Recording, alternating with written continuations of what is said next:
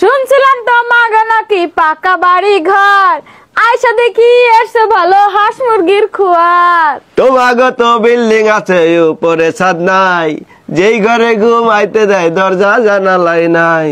চোর ঢুকা সামনে আগেলে, চোর ঢুকা সামনে আগেলে বোঝার উপায় নাই। দরজা দিয়া ঢুকে ধরতে গেলে জানলা দিয়ে পালায়।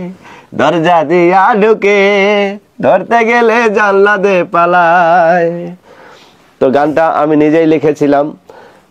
গানটা টিকটকে অনেক ভাইরাল হয় এবং ফেসবুকে অনেক ভাইরাল হয়। আপনারা অনেক ভালোবাসা দিয়েছিলেন এই গানটাতে।